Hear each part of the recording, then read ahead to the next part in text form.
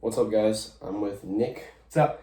and we're about to basically break down training and programming. We've been wanting to make informational videos for a while now, and we finally got to it. So I guess the best time to do it would be now because we're just gonna start coaching this group of kids at our gym, and we were on this topic anyways, so might as well talk about it in the video, I guess, right? yeah, Do you want to start or do you want me to start? you can start. Okay, so the first thing you gotta consider when you're deciding what you're programming, how you're gonna structure your whole workouts in the first place is obviously your goals, right? You don't even have to consider limitations yet because that will come here in your exercise selection. So what are you training for? Are you an athlete? Are you focusing on performance? Are you focusing on bodybuilding? You want to build muscle? Do you want to build muscle and focus on performance? What's your goal? So pretty much you want to, there's three, I guess, there's a division of three different variables to training: frequency, volume, and intensity. And they're in a triangle like this in the board because you can't maximize all of them.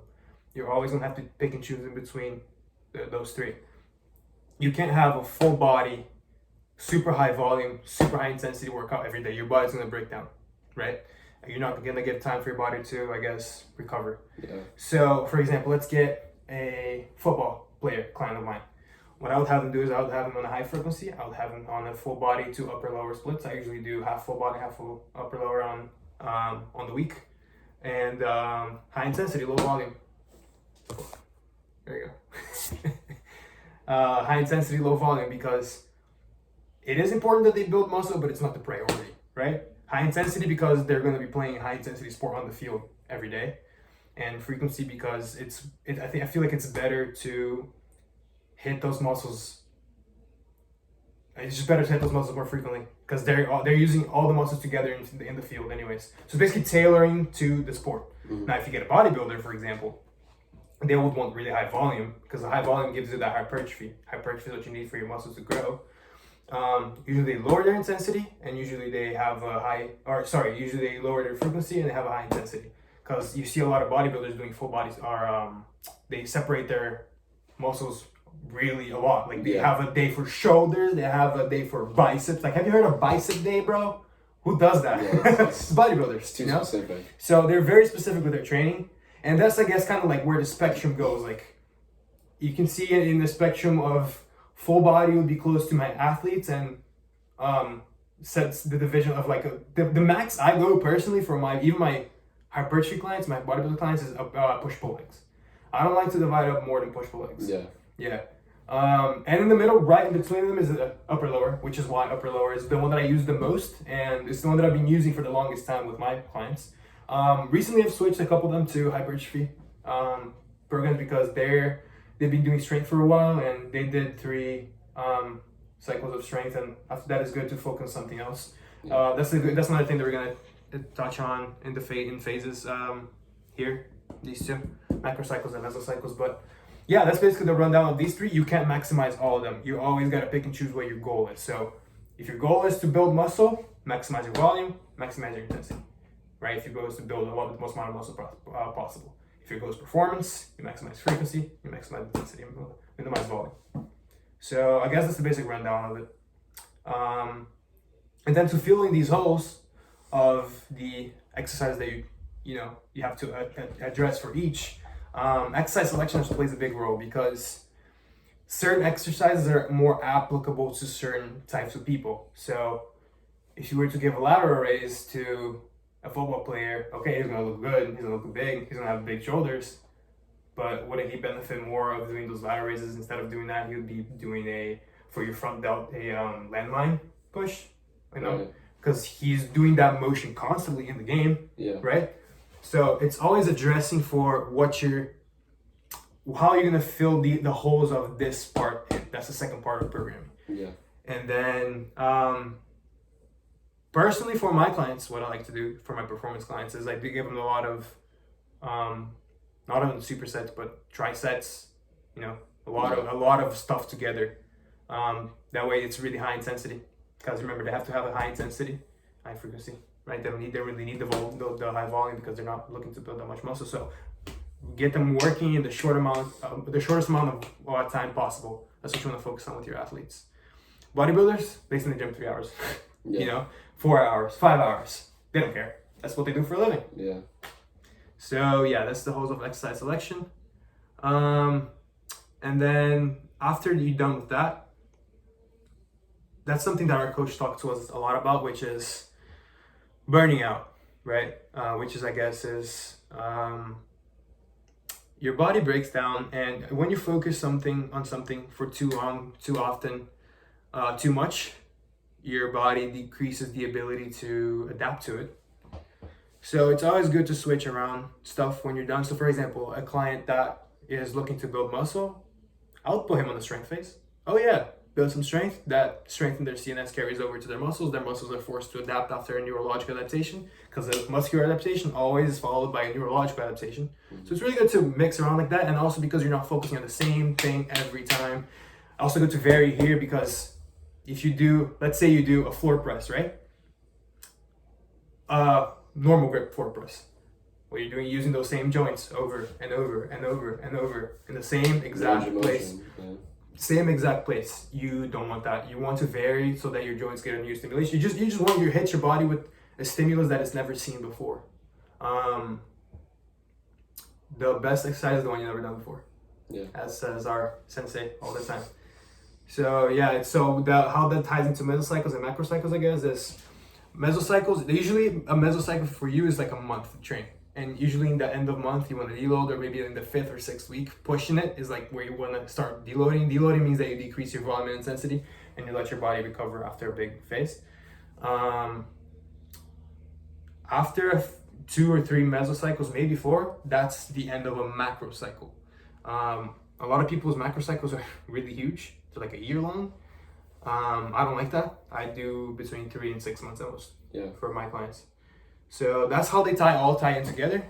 And yeah, that's pretty much how I structure my training and how I have learned to do so over the years. So watching YouTube and reading articles. I'm in school for this too as well. So yeah, honestly, the first thing you're always going to notice is where your client is in terms of what's his goal, what his goal is, what he wants.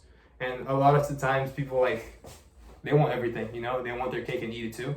Yeah. It's like, I want to be a football player that looks like a bodybuilder. Okay, well, what's your priority, bro? I can't focus on everything at once. Over time, yeah, but you can't give me a month to do that. You know what I mean? Yeah. So it takes patience, it takes time, and it takes knowing what your clients want, and a lot of it is managing their personalities. Yeah. It's a big deal, because the people that want everything all at the same time, they don't, yeah. Something that I wanted to touch up on that he said that's actually really important is that people want to do the same exercises over and over again. For bodybuilders, it's like they'll do their favorite bodybuilding accessories in a certain range of motion. Like you said, your joints will get super tight because they're used to going in the same. It's important to know why they do that though, because in a bodybuilder's head, all they care is muscle contraction. Destroy the muscle fibers, refeed it. That's it. That's all I need to do. They don't care about anything else, in which, in my opinion, they should, because again, the more variables you get to control, the more variation you get to give, and the more new stimulus you get. Even, bro, you can even time your rest time and decrease it over time, and that's a form of progressive overload. Yeah. Same amount of work in the less amount of time, that's progressive overload. Yeah, 100%. Yeah. So, if you're doing fly, try going deeper. Try a low to high cable fly. You have to change stuff up. Yeah. And that was my biggest thing before getting a coach, was I did the same thing over and over and over again. Me too. Yeah. Me too. It's not very healthy for your joints and ligaments, and doesn't give you as much progress as it normally would. Yeah, and another thing too is that you'll be able to get away with it for years, actually years, but eventually, as you get older, the thing with our coach is that he sees training very long term. A lot of guys will stop training around 20 to 30 years old, but he wants us to be training in our 40s, still squatting 40s, bro. He says 60s and shit. Yeah. Yeah, very, very old, and we're still going to be training and healthy, and that's the difference between us and a lot of what you see on the internet is they'll do the same stuff. They won't take a break from. For me, for powerlifting, I take breaks a lot for bodybuilding, and I also do different phases, not just bodybuilding. I'll do hypertrophy, and I'll take care of imbalances and mobility stuff. I take care of all of that during specific phases. Right now, I'm taking care of imbalances, so it's good to like you said, switch it up and in order to switch it up, you have to actually know a lot of exercises, which is we're lucky that our coach taught us a whole bunch of different stuff that every month he changes us up. Yeah, it's very funky every stuff, 4 weeks, but yeah. funky's good. Funky's good. It's healthy. You get the variation. That's like we said. Another thing that you said that is really important. You see all these kids on Instagram, you know, they're 18, 17, you know, up to like 20, 21, 22. And they're maxing out. They're pretty much maxed out on their potential of growth already, which is insane. Like you see a kid, 17 years old, squatting almost 600 pounds. It's like, whoa, what's going on over there? But then, what our coach always says is, will they be able to do that in 10 years from now? In the same intensity with their joints just as healthy? Are their knees going to be okay? Their lower back, is it all going to be okay? So it's accounting for all of that. You got to look at it long term, which is not what people want. People want immediate results. That's not the mentality you should have in the gym. That's the one thing that the gym taught me from my life is putting work in without getting immediate results. Yeah. And that's for life. That's with everything in life. That's with money, that's with job, that's with career, that's with school, that's with training, that's with everything. Yeah. And that's why I like to say a lot on my channel, on the 2 videos that I have, it's really important that the gym is really important to you in your character building. 100%. It builds a lot of character, and it builds a lot of discipline, and it builds a lot of patience. A lot of patience.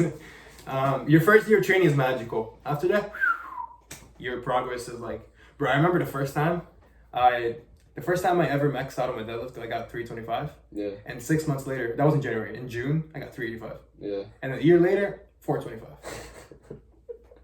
100 pounds. Yeah. That's crazy. So try not to burn yourself out, even if you're a beginner. Anything you do as a beginner will work. Don't think that's gonna work forever, because it won't. 100%. It won't. It definitely won't. If you start properly from the beginning, you'll make like 200-pound increases. Bro, I had no clue. I have no clue what I was doing, and I still made hella gains. Yeah. Absolutely 0 clue. Yeah. My learning curve was huge. My learning curve was like 2 years. Yeah. I wasted literally from like 14 years old to like mid 16 years old. Just wasted that time trying to learn everything. Well, it's not wasted because now I know all of this, but you know, if I had started with the coach, I probably would have been as strong as you right now. At the end of the day, we are here where we are today because of those years, you know. Yeah, it's good. Adversity is good. Adversity is good. It's actually fun. You don't take it for granted, because those years, if you want to start lifting, like, enjoy not knowing that you're doing shit so fucking wrong that it makes you feel insecure. Yeah. And just enjoy it. You're still gonna make gains. The wolf at the bottom of the mountain is way hungrier than the one at the top. Yeah. That's what I look. I look at my older videos when I was younger, and I look into my eyes in the videos like, damn, that kid was like hungry for it, bro. I was like, bro, I'm giving them my all every single day, you know. And it's weird to say, but I don't feel that drive anymore now. Yeah. You know, because now it's just discipline. Yeah. Now it's just staying consistent with it because I know that I have to. Mm-hmm. But once the motivation's gone, what you gonna do with it? Yeah. You know, that's why a lot of people fall off after a few years. They're like, oh, I did everything that I had to do. Work's done. You know, and you don't want that. Yeah. That's how you get to the real top, is staying disciplined with it. All right. One thing I want to ask you is, what does your typical phase look like if you're gonna go into different phases? What's the structure you go? Does it vary between? So yeah, for a new client, let's say the most amount of clients, to be real, the most amount of clients that I get, they want to build muscle, they want to look good, right? So nutrition apart, their training, how I structure their training. I usually start them off in a strength phase. Why? Because most people, the most famous lane of fitness has been and still is bodybuilding. Yeah. People think that fitness is just building muscle. It's not, but that's what mainstream pushes us. It's to build muscle. So most people are doing especially most girls, they're doing the little lunges with the little bands and like all the little bodybuilding exercises, the Bulgarian split squats, goblet squats. Yeah. Which means they build a lot of hypertrophy. They learn to use their muscles. They learn the basics. Yeah, which is good. That's not a bad thing. That's where you should start. Is learning the basics, learning the basic movements. Dumbbells, kettlebells. Not necessarily using barbells. Yeah, you don't really necessarily need to use barbells to start with. Yeah. But cool. They do that for a year. They make some gains, maybe a year and a half, 2. Then the gains start decreasing, you're reaching your potential on that, and it's like, okay, what do we do now? That's where the cycles come in. So most of the clients that I have, they come from that background, and what I do is I put them on the strength phase. I put them on a borderline powerlifting program, so they Okay. can build a lot of strength. I would probably run that for 2 or 3 mesocycles, depending on how much of a learning curve that person takes to learn the powerlifting movements. Okay. And once they learn that and they get stronger at it and they're hitting PRs, then I switch them back to, in another macro cycle, and after 3 mesocycles, I switch them back to hypertrophy phase, and then see the gains that they make from that, and then reverse, do it back again, strength again, hammer, get stronger, CNS work, get you stronger. Use that central nervous system adaptation later on, and you go back to the dumbbell movements, 10 rep maxes, 15 rep maxes, 20 rep maxes, make them do those, and build the muscle that you gain with that strength.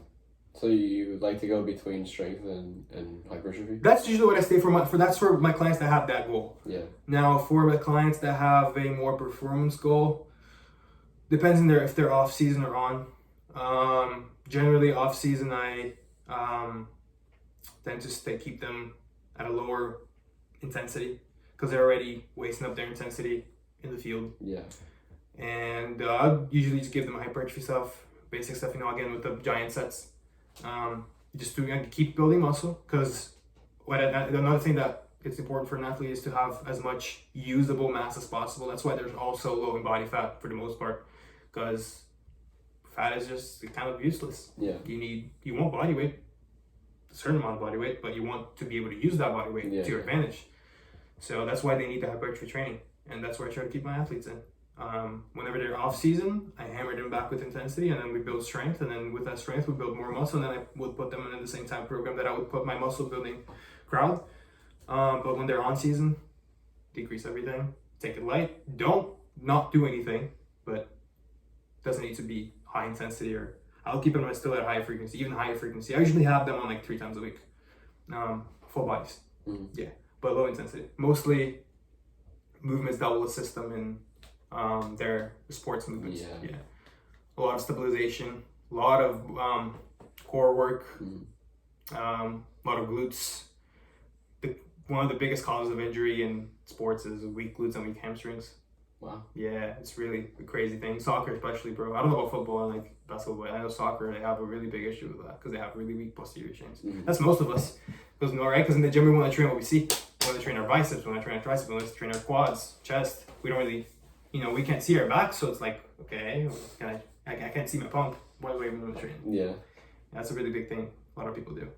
And that leads to even more, if you're a performance-based person, like that's even worse for you than it is for a bodybuilder, because a bodybuilder's not going to go out and run a 50-yard dash. Yeah. You are. And if you're having a balance, well, it's an issue. Yeah. Could get injured. Do you do assessments with your clients? Do you see if they're having any compensations, and if you do you give them anything? So, like I said, I usually start them off in the strength phase. And the assessment that I do is usually I check what level they are in, how the level of proficiency of them in their powerlifting movements. That's what I do. So have they ever done a barbell squat before, or a barbell deadlift, or a barbell bench press? If they haven't, well, we're gonna learn it. Yeah. Because I gotta put them through that strength phase. So if it's a really, really bad imbalance, then I might address it with dumbbells or like unilateral exercises. But if it's not, if we can work through it, if we can push through the imbalance, then I definitely will. Yeah. I don't think it's that big of a deal. Okay. Yeah. Yeah, for sure. And that's kind of how we're gonna run the program, man. The program for the powerlifting class is gonna be structured like this. Alright, guys. Eventually. I hope you guys enjoyed the video. I kind of just unloaded, bro. That's crazy. Yeah. I was very, very happy to have him here to explain everything, and I actually learned some stuff. So I hope you guys enjoyed, and I'll leave his channel in the description Thank below. you. Yeah. Please go, because he's gonna make more videos like this. And take care.